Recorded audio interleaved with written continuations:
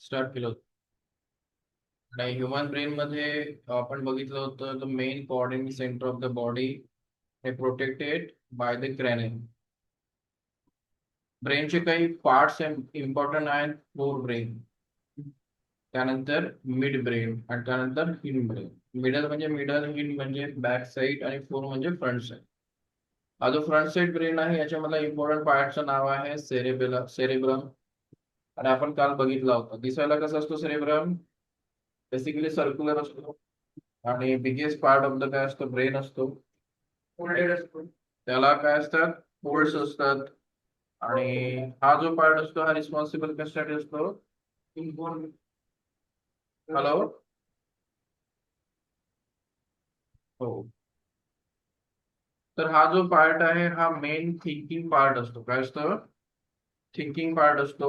Voluntary actions म्हणजे जे काय तुम्ही मुवमेंट करता, तुमच्या हाताच्या मुवमेंट्स वगैरे सर्व कोण कंट्रोल करतो? सेरेब्रम करतो. लर्निंग, जे काही गोष्ट तुम्ही लर्न करता बेसिकली त्याला स्टोअर करतात. मेमरी म्हणजे त्याला म्हणतो शिकणे आणि स्टोअर करणं, त्याला मेमरी म्हणतो. पण इंटेलिजन्स म्हणजे काय, तर तुम्ही कोणत्याही गोष्टीला कशा प्रकारे आउटपुट देतो त्याला इंटेलिजन्स म्हणतात. म्हणजे तुमच्याकडे लर्निंग आहे, तुमच्याकडे मेमरी आहे, पण त्याला एक्झिक्युशन कसं करतात त्याला इंटेलिजन्स म्हणतात. म्हणजे असं असू शकतं की तुमच्याकडे नॉलेज आहे पण तुम्हाला ते आउटपुट देता नाही येत, त्याला आपण इंटेलिजंट नाही म्हणत. नेक्स्ट, परसेप्शन म्हणजे काय, तर तुम्हाला दिसतं, तुम्ही स्मेल करता, तुम्हाला हिअरिंग आवाज येतो, टच होते, या सर्व गोष्टीला कोण बेसिकली रिस्पॉन्सिबल आहे? सेरेब्रम. तर सर्व ह्युमन ऍक्टिव्हिटी आहेत. हे स्मेल टेस्ट वगैरे ठीक आहे, अॅनिमल्स हे करतात, पण लर्निंग मेमरी अॅनिमलकडे असते, लर्निंग त्यांच्याकडे असते, पण आपल्याकडे जरा थिंकिंग ह्या ऍबिलिटी जास्त आहे. ह्युमन्सकडे हा एक एक्स्ट्रा पोर्शन आहे आणि जो इम्पॉर्टंट आहे की आपण थिंक करतो. आपण मॅक्झिमम गोष्टी कम्पेअर करतो जेवढं की बाकीच्या अॅनिमल्स एवढं नाही करू शकतो. तर आपला सेरेब्रम हा बेसिकली इव्हॉल्व म्हणजे ह्युमन्सने इव्होल्युशन मध्ये काय गेन केलं, तर ह्युमन्सने इव्होल्युशन मध्ये सेरेब्रमला ग्रो केलं, थिंकिंग स्टार्ट केलं, थिंकिंग. आणि आताही ह्युमन्स मध्ये इव्होल्युशन कशामध्ये होत आहे? मॅक्झिमम सेरेब्रम मध्ये, सेरेब्रम मध्ये. कारण बाकीचे अॅनिमल ऍक्शन घेतात, त्यांच्याकडे मेमरी असतं, तुमचा डाऊट तुम्हाला ओळखतो, त्यांच्याकडे थोडंसं इंटेलिजन्स असतं, त्यांनाही बाकीच्या गोष्टी घडतात. पण ह्या गोष्टीमध्ये ते आपल्यापेक्षा मागे आहेत. त्याला थिंक करणं म्हणतात, थिंक करणं. नेक्स्ट आहे mid brain. Mid brain basically हा इनव्हॉल्युंटरी ऍक्शन्स कंट्रोल करतो. कोणत्या?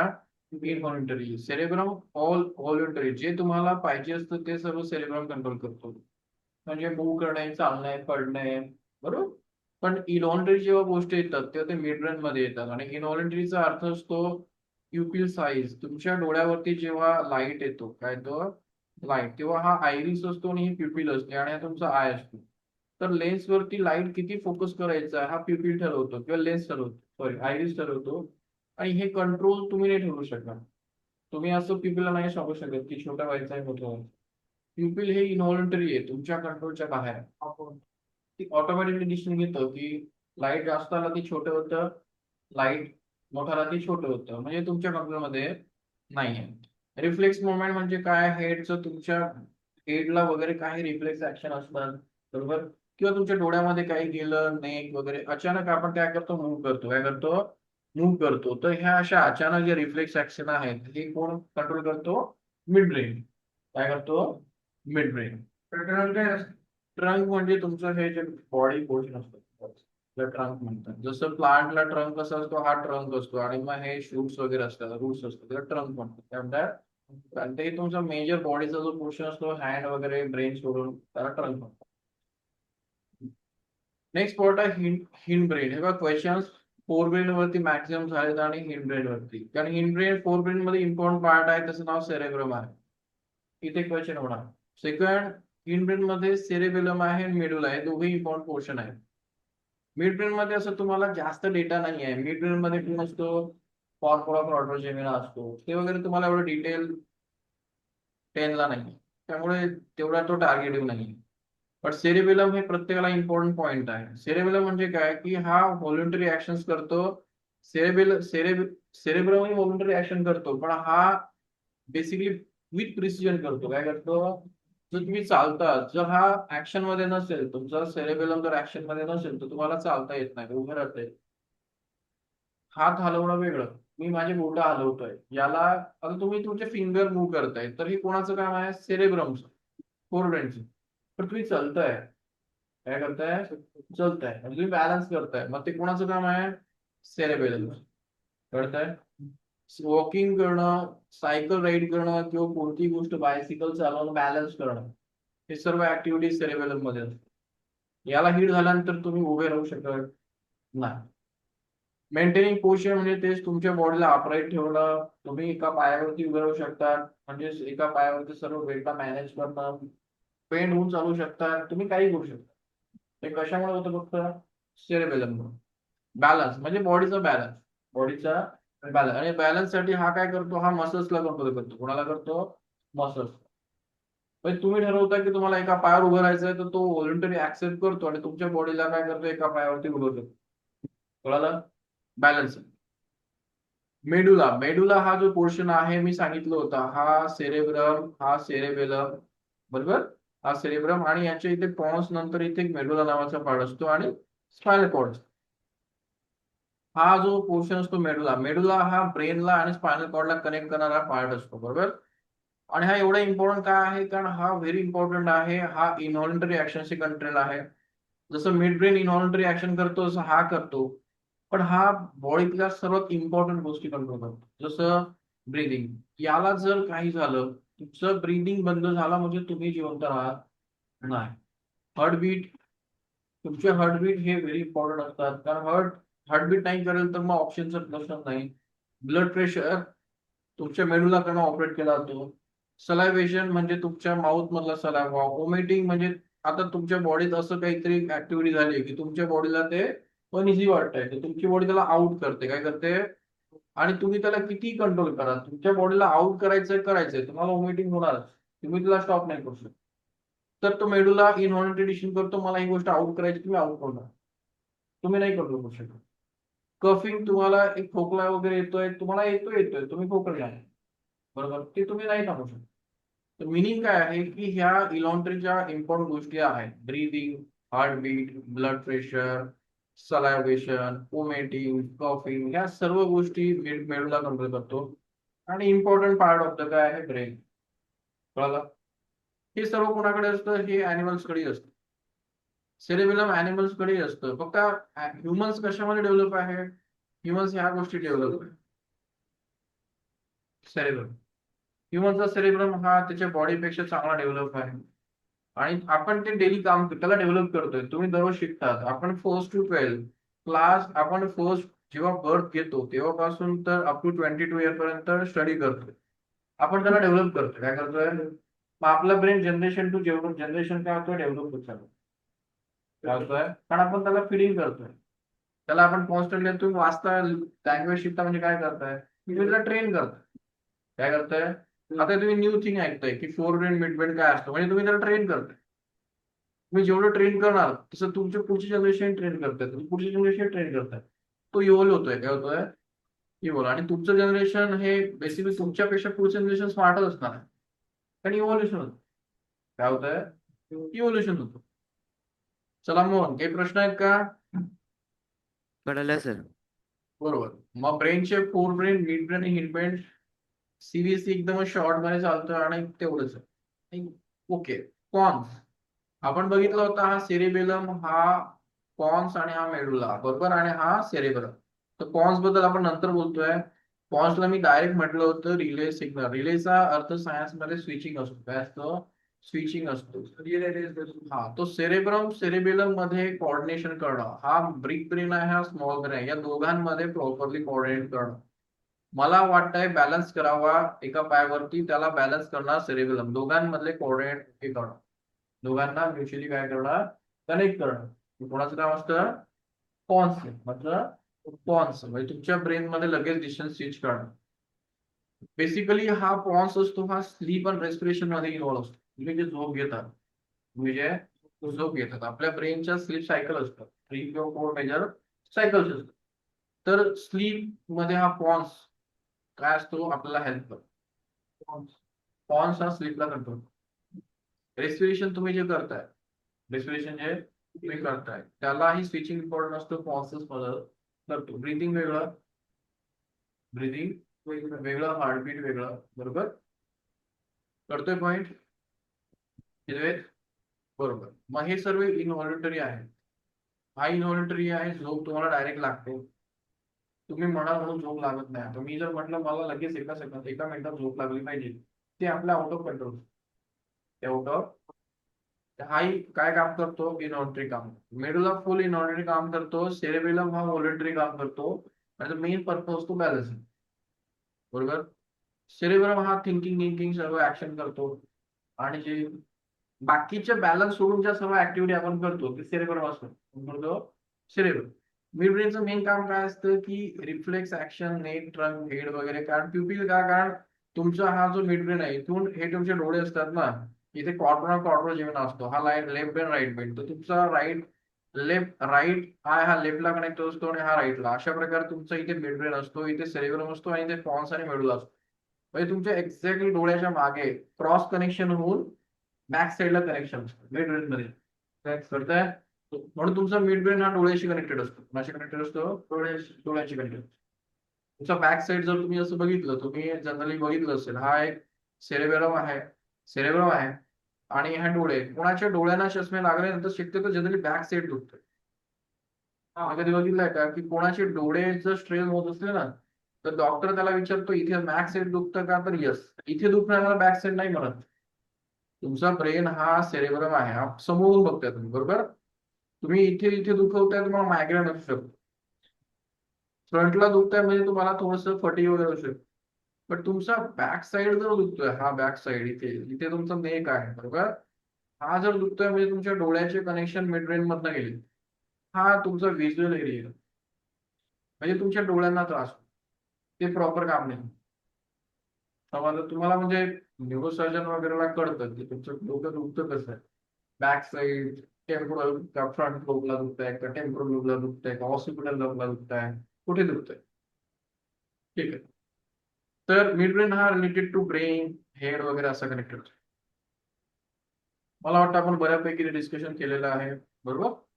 आपणही वाटतं की protection brain and spinal cord. तर ब्रेन आणि प्रोटेक्शनला फर्स्ट जो प्रोटेक्शन लेअर आहे तो आहे स्कल, ज्याला आपण काय लिहिलं होतं, बोन. आणि सेकंड, ब्रेनला 3 लेयर्स असतात. हा ब्रेन असतो याच्यावरती 1, 2, 3 लेयर्स ऑफ काय असतात, मेम्ब्रेन. आणि त्यांना मेनिंग्स म्हणतात. काय म्हणतात? Meninges means the protective layer around the brain. आणि त्या लेयरच्या मध्ये, ह्या लेयरच्या मध्ये एक फ्लुइड भरलेलं असतं. लेयरच्या मध्ये म्हणतोय, ब्रेनच्या मध्ये, लेयरच्या मध्ये, त्याला म्हणतात सेरेब्रोस्पायनल फ्लुइड. जसा हा हा स्कल आहे, इमॅजिन करा. तो डायग्राम बघू आपण. आपण एवढं डोकं इकडे ते आढळतो, आपल्या ब्रेनला का काही होत नाही, कारण आपल्या ब्रेनला शॉक ऍब्सॉर्बिंग सिस्टीम आहे.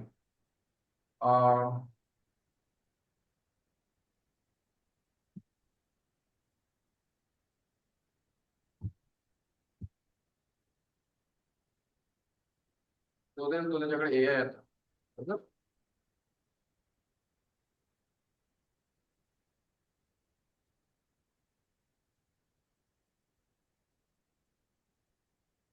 अं, चलो, ही डायग्राम तुम्ही बघू शकता.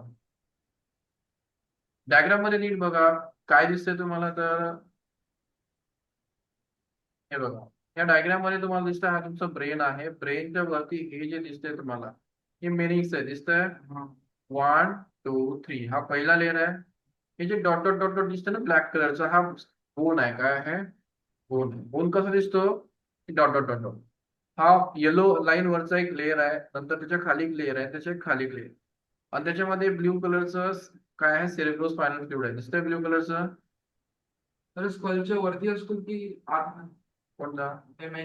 वरती स्कलच्या खाली असतात ना, ब्रेनच्या स्कलच्या मध्ये. नीट दिसत नाही का डायग्राम? पुन्हा एक डायग्राम काढू सांगतो.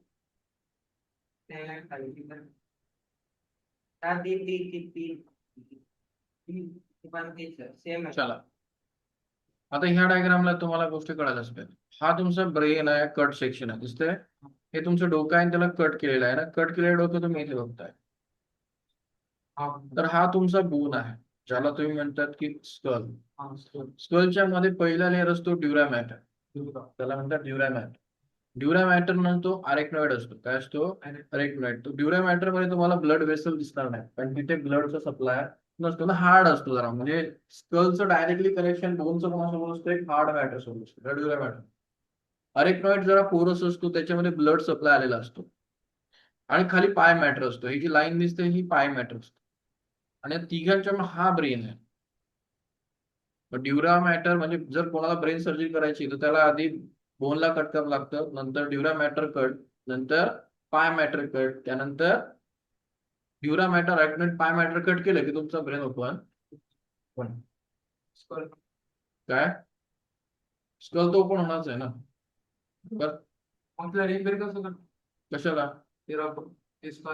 स्कलला रिपेअर ऑटोमॅटिक होतं. स्कलला फक्त इथे आता तुमचं जर हा ब्रेन आहे, तुमच्या ब्रेनला जर इथे इमेजिन करा की ते ट्युमर आहे, तर तुमचा डॉक्टर काय करणार? इथून असा एक कट, असा एक सर्क्युलर सर्क्युलर पार्ट काढणार, ड्रिलने काढणार. डायरेक्ट ब्रेनला आपल्या ड्रिलने कट करतात. ड्रिलने इथला पोर्शन काढला की त्या हातामध्ये बोन येणार. मग बोन आल्यानंतर त्यांच्याकडे काय असणार? सीझर्स असणार. सीझर्सने काय करणार? ते हे लेअर कट करणार. 1 2 3 कट केलेत.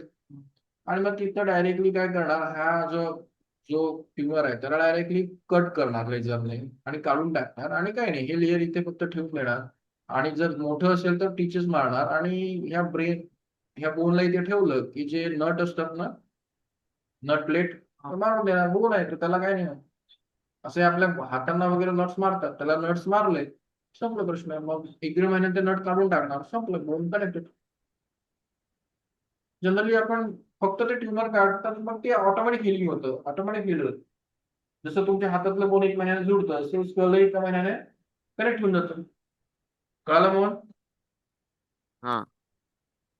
इम्पॉर्टंट काय आहे की आपल्या ब्रेनला जेव्हा सर्जरी होते तेव्हा लक्षात ठेवायचं सर्वात महत्त्वाचं पॉईंट काय आहे, की जेव्हा ही ब्रेन सर्जरी चालते तेव्हा त्याला अॅनेस्थेशिया देण्याची गरज नसते. आपल्या ब्रेनला पेन होत नाही. आपल्या हा. ब्रेनला पेन फील होत नाही. म्हणजे इथे जेव्हा डॉक्टर हे ट्युमर काढू शकतो तेव्हा त्याला माणसाला काय होत? त्याला पेनच सेन्सिटिव्ह. हे आपल्या ब्रेनची क्वालिटी आहे. कारण आपल्या ब्रेन्स मध्ये नर्व एंडिंग नसतं. आपला ब्रेनच आहे ना तो तो त्याला सिग्नल नाही ट्रेस करत. तो बॉडी सिग्नल ट्रेस करतो, त्याचे सिग्नल तो पेन नाही फील करू शकत. कळालं? कळतंय पॉईंट? हा. यस. तर लक्षात ठेवायचं जरा इम्पॉर्टंट फीचर आहे की असं होऊ शकतं की कोणत्याही डॉक्टरला म्हणजे सर्जरी करायची आहे, तो डायरेक्टली तुमची खोपडी ओपन करून सर्जरी करू शकतो. विथ सर्जरी तुम्ही काम करू शकता. म्हणजे मी तर अशा काही सर्जरी बघितल्या की माणूस गिटार वाजवतोय त्याची सर्जरी चालते. एवढं म्हणजे ते स्मूथली काम चालतं, काहीच प्रॉब्लेम नाही, एकदम छान चाललेलं असतं. ब्रेनला पेन होत नाही. कळाला पॉइंट? यस. मग ब्रेन मध्ये आणि हे, हॅलो, सेरेब्रोस्पायनल फ्लुइड म्हणजे काय? हे फ्लुइड असतं, हे फिल झालेलं असतं ब्रेनच्या इनर साइडला आणि आउटर साइड.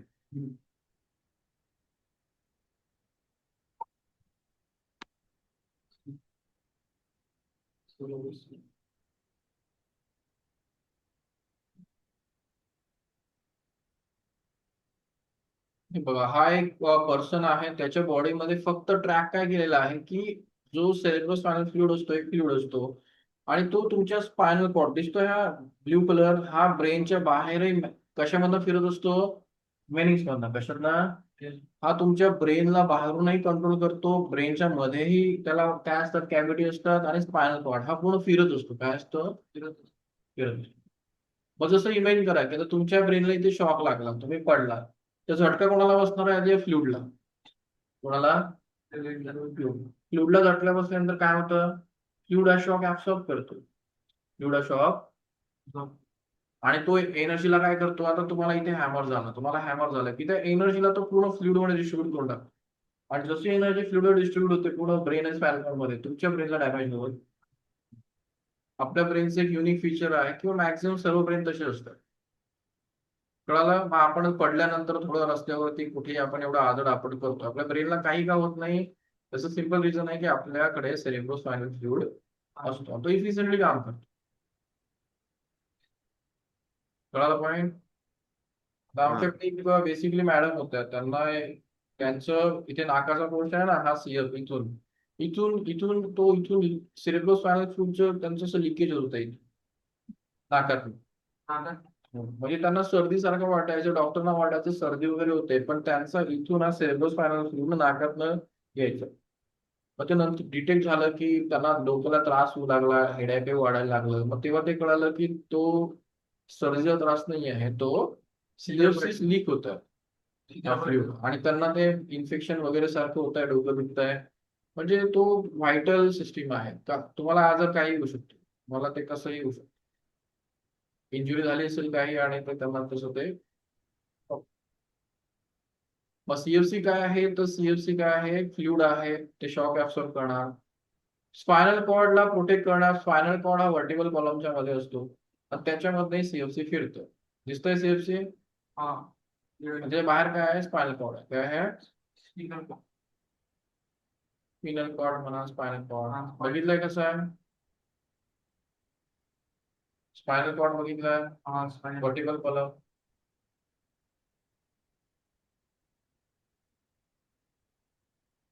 हे बघा, ही डायग्राम आहे की तुम्हाला शो करते, हा आहे स्पायनल कॉर्ड, बरोबर.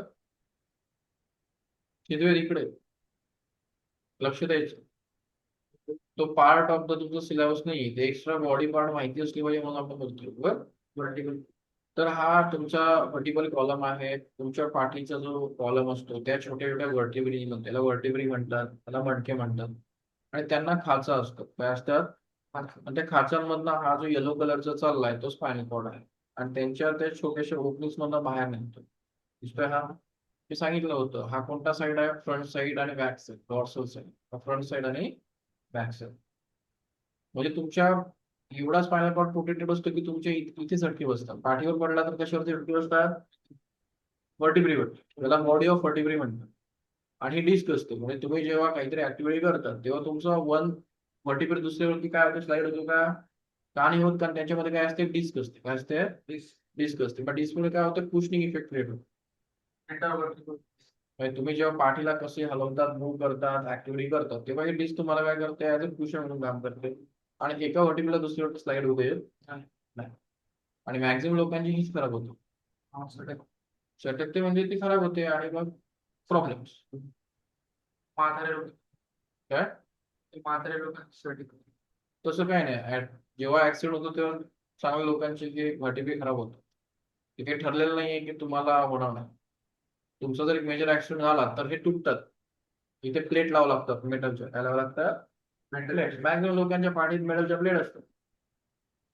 कारण ते ऍक्सिडेंट मध्ये त्यांचं रोग झालं, काय झालं, फुटले ते. काय झालं, फुटले ते. तुम्हाला काय माहिती की तुम्हाला कोणी टक्कर नाही देऊ शकत, दिली पाठीला टक्कर, मग तुम्हाला काय वाटतं हे असं राहणार का, टक्कर दिली की संपलं ना, त्याला जोडावं लागतं. फक्त म्हातारे लोक नाही, तुम्ही नाही सांगू शकत की तुम्हाला कोणी टक्कर देऊ शकत नाही.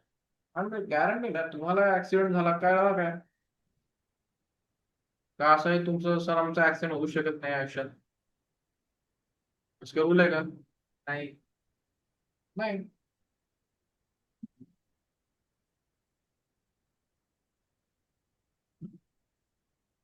चलो नेक्स्ट. तर आपण अशा प्रकारे कोऑर्डिनेशन इन ह्युमन बिंग बघितलं, ह्युमन्स मध्ये. आणि याच्याबद्दल काही प्रॉब्लेम असेल तर श्रेया विचारायचं. नाही. श्रेया, श्रेया आवाज येतोय का, श्रेया.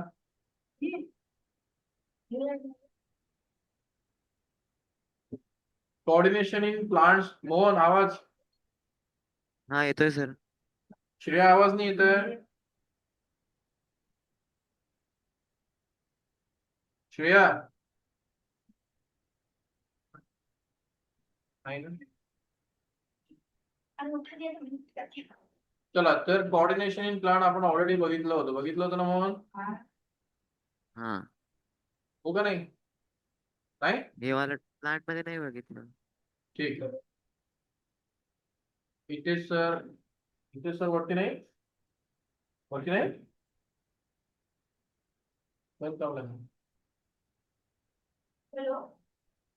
चलो इकडे लक्ष द्यायचं. आपण नेक्स्ट टॉपिक बघतोय, कोऑर्डिनेशन इन प्लांट.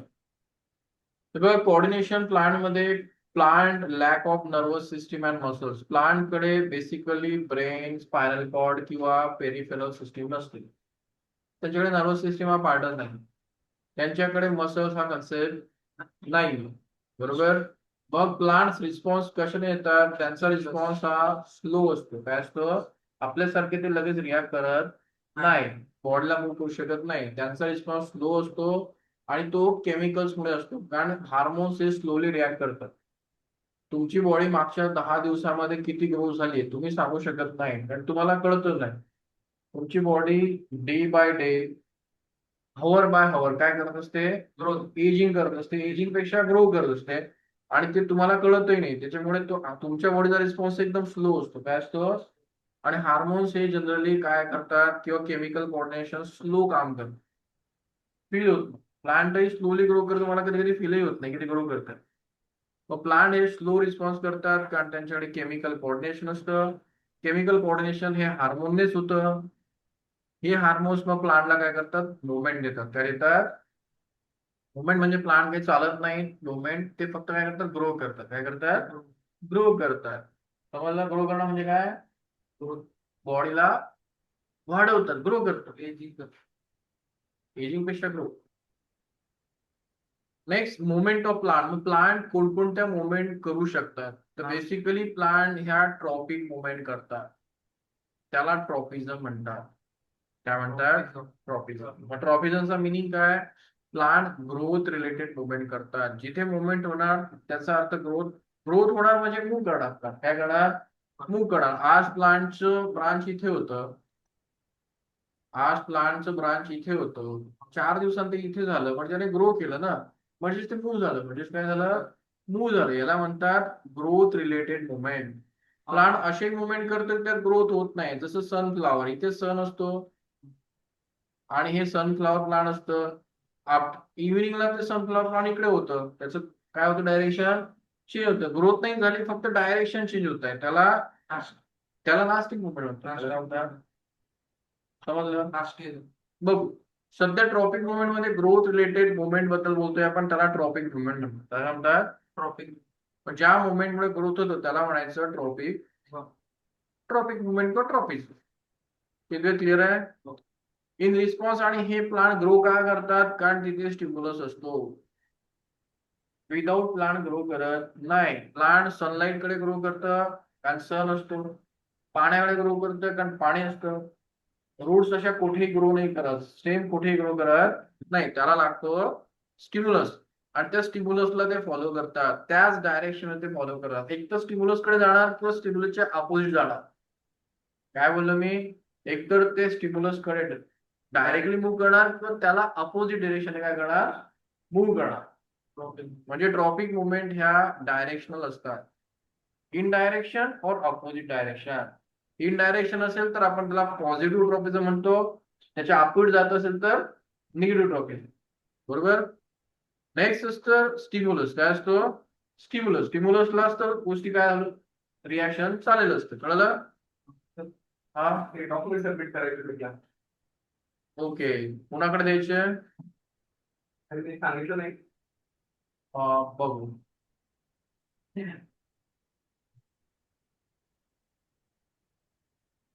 कोणत्या सरांनी सांगितलं? किती सर तुम्ही? नाही, दुसरे मध्ये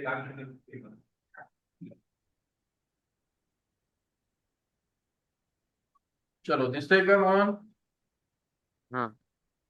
फर्स्ट आहे फोटोट्रॉपिझम. Photo means light. मग स्टिम्युलस लाईट आहे, तर लाईटला आपल्याला माहिती आहे फोटोट्रॉपिझमची डायरेक्शनल ग्रोथ होणार. कोणाची? शूटची. शूट हा पॉझिटिव्ह फोटोट्रॉपिझम शो करतो, म्हणजे तो स्टिम्युलस कडे मूव्ह करतो. टुवर्ड्स म्हणजेच काय? पॉझिटिव्ह. आणि रूट्स काय करतात? अवे म्हणजेच निगेटिव्ह. म्हणजे रूट हे निगेटिव्ह फोटोट्रॉपिझम शो करतात. ते लाईट पासून अवे पडतात. लाईट तुम्ही लावा, रूट त्याच्याकडे कधीच मूव्ह करणार नाही. कधीच मूव्ह करणार नाही. लाईटला काय आवड असतो? डार्कनेस. काय आवडतो? डार्कनेस. पॉझिटिव्ह आहे की निगेटिव्ह? फोटोट्रॉपिझम हे शूट हे एक मिनिट.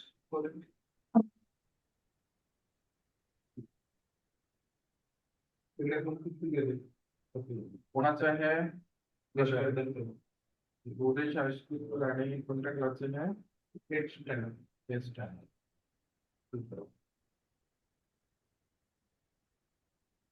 विशाल तुमचं नाव आहे का? हो चालेल. हे डेट 1 ऑगस्ट आहे. तर मग तेव्हापासून टाकायची म्हणजे तुमचं स्टार्ट डेट तुम्ही तुमचं क्लास कधी सुरू झाला? 1 ऑगस्टला. 1 ऑगस्टला टाकायची. कुठे आहे 1 ऑगस्ट? डेट कुठे टाकायची इथे का? आपण 1 ऑगस्ट. तुमचा पहिला क्लास कधी डेमो लेक्चर नाही ऍक्च्युअल क्लास कधी सुरू झाला? 3 ऑगस्टला. जिथून त्यांचं पेमेंट सुरू झालं ती तुमची डेट 3 ऑगस्ट इथे टाकून ठीक आहे. ते माझ्याकडे तुमचा चालेल. बाकी दुसरा काही प्रश्न नाही क्लासमध्ये काही प्रश्न नाही. सरांचा काही प्रश्न नाही.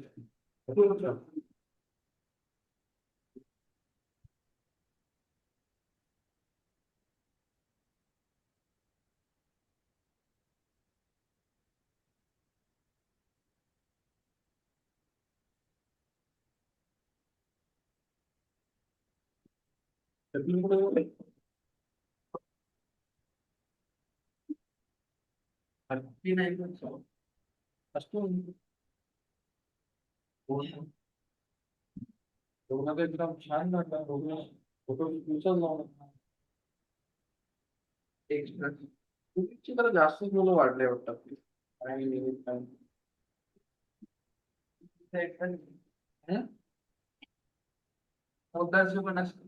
उदास नाही आहे कम्प्युटरला जास्त यांचे कमी आहे यांची कारची पण अर्णव यारा नावाचं आहे का यारा अर्णव यारा आहे ना. हा आता दुसऱ्या सेक्शन मध्ये माझ्या अर्णव यारा ललित त्याची आई कलेक्टर डेप्युटी कलेक्टर बाबा काहीतरी त्याचा कलेक्टर झाला स्कूटी जरा याराला तर काय यारा कसं काय तुझ्या ओळखीचं आहे? आणि माझ्याच मध्ये याराला तर नाही यारा तर म्हणजे अभ्यासच करत नाही हा. मम्मी म्हणते तुम्हीच बघा है ना. मम्मी काय म्हणते तुम्हीच बघा. कारण मारामारी